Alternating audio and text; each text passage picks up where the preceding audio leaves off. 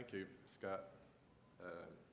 Nice to hear about Orange County, but I started off my career in Austin, Texas, and then worked for a guy I didn't appreciate working for too much, so then I moved to New Jersey and kind of started up with some engineers up there.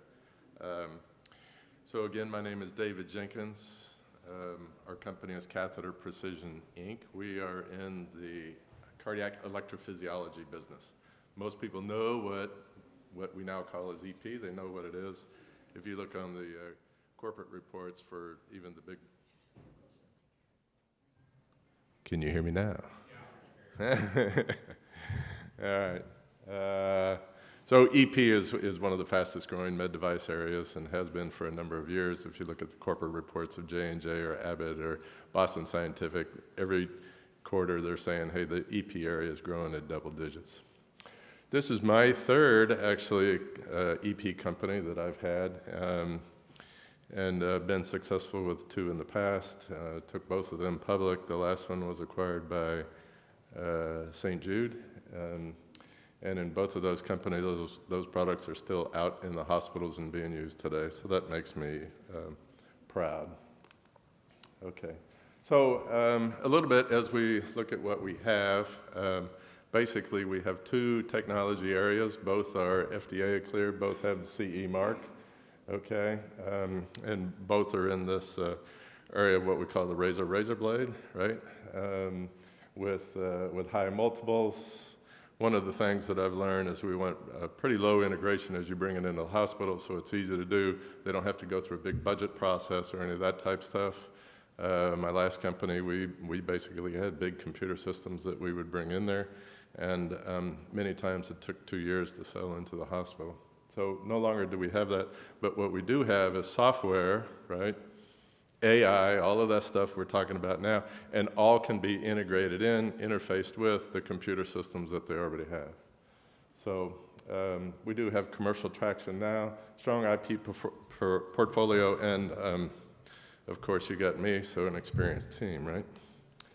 So this is our first technology, which we call Amigo. It's a robotic device where it allows you to manipulate a catheter inside the heart sitting outside in the control room.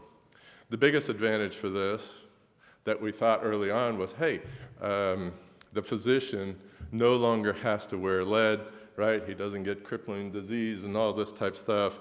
But really what we found out the best advantage of this is we get better patient outcomes because we have better tissue contact, better holding power with the catheter. It's all controlled by the machine. And so as we have now 2 studies that have shown this out, we get better patient outcomes in these AFib procedures followed up at 1 year.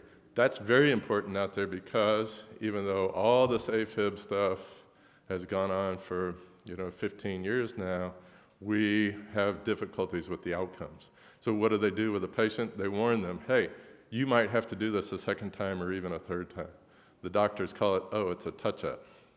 But I guarantee you the hospitals and the payers really are looking for something that is better than that. I think the best thing to do is really kind of show this, the video that we have here. We've brought this technology out. We did about 2,000 procedures with it. We were ready to introduce it to the US. We decided it really was going to take quite a bit of money, which we didn't have at the time.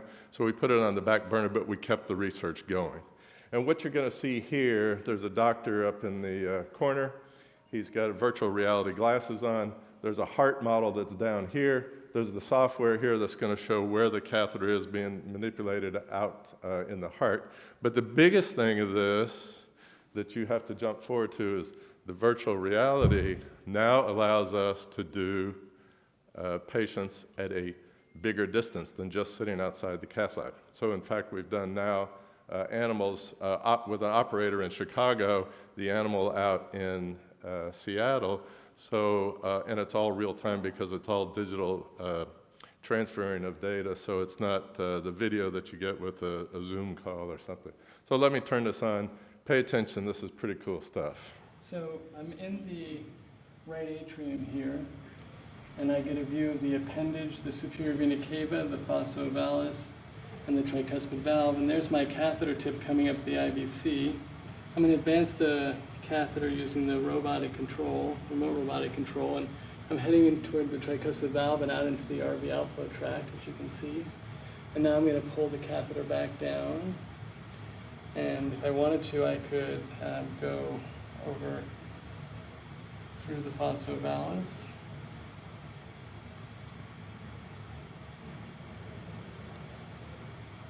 And I'm going to head up towards the SVC now. And there's the catheter going in the SVC. And coming back. And now I'm going to deflect the catheter up towards the appendage. And there I am up in the appendage. And now I'm coming back down.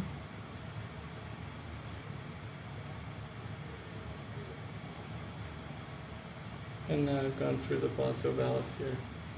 And I'm pulling back out. And there you have it. Cath I in VR and remote robotic control. Okay, so that's pretty cool. One of the things that we have is really what controls the whole thing is just a simple handle. It mimics the form and function of a catheter handle, so there's no learning curve. The doctor's up and running on the first procedure. By the third procedure, he's not even looking at this device anymore. He's simply sitting down in a chair and watching the screen. So I asked this physician, you know, is there anything else you need to make your life easier here? And he said, yes. Bring me a glass of scotch right now, and this is my heaven. So we're really quite proud of where this technology is.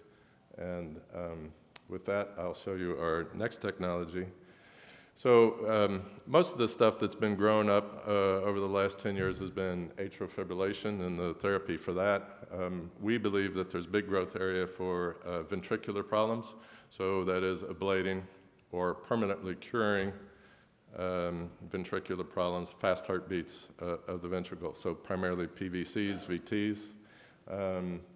And so today, there's not a lot of those procedures being done. So compared to AFib, which has maybe 500,000 procedures a year, VT is certainly less than 100,000, but we believe over the next 10 years, this is where the big growth area in EP is going to be, and there's no reason that it can't be doing 500,000 procedures a year also. But what is the problem? Today is these are very long procedures, and many of the physicians are a little bit concerned about getting into the procedure, and their big question is, well, how do I get started? Where am I going? And that's what this technology does. So what it is a non-invasive way to detect where the arrhythmia starts. So we take a 12-lead ECG, a 3D photograph of the torso of the body, so we know exactly where the electrodes are in relation to the heart. And then we run our pretty sophisticated algorithms through there, and we can detect where that is, okay? And with that, then we get started on the procedure, and we actually derive a model of the heart. We pinpoint where it is, and this is a little bit of demonstration of the final product that the physician's going to be looking at, and he can take this model, turn it around anywhere he wants, and we can show where it is. Is it on the left side? Is it on the right side? In this case, it's on the papillary muscle. So it really is defined real well. We've had a clinical study. Johns Hopkins came to us and said, we really love the technology. We'd like to be a leader in this. So they got it going, and we've now commercially launched it in Europe. We have about 14 hospitals that are going. Our guess is we'd do about two per month. Getting started, but even last week with only 14 hospitals, we did 7 procedures, right?